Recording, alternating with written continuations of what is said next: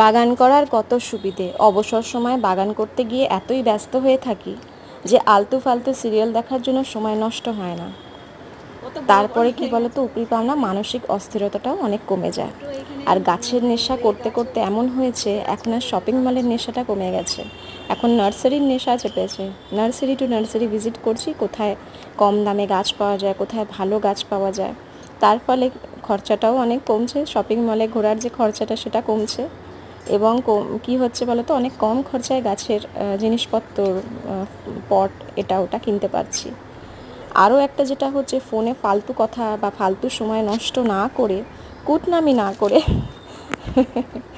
আর এখন গাছের দিকে বেশি নজর পড়ছে, যার ফলে কি মনটাও অনেক সুন্দর থাকছে। আর এই টাটকা শাক সবজি, এটাও একটা পাওনা। কোনো রাসায়নিক সার ইউজ করতে হচ্ছে না, ঘরেরই পচা সার খোল দিয়েই সব একদম টাটকা সবুজ শাক সবজি পাচ্ছি।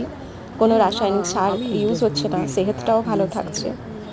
আর সবথেকে ভালো হয় যখন তুমি পুরনো বাগানি হয়ে যাও, তোমার কাছে চাইতে আসে যখন লোকেরা বলে যে একটা ফ্রি ডাল দাও বা একটু বীজ দাও বা একটা চারা দাও, এত ভালো লাগে নিজেকে মানে এত বেশি প্যাম্পার করে যখন, যে না সত্যি কেউ যদি প্রশংসা করে, নিজের ভালো লাগাটা তো আছে, উপরন্তু এই গাছ লাগিয়ে যে অন্যের ভালো লাগাটা আসছে, সেটাও একটা বড় পাওনা। তাই প্রত্যেককে গাছ লাগাও। তাই দেখতে পাচ্ছ গাছ লাগানোর কত সুবিধে।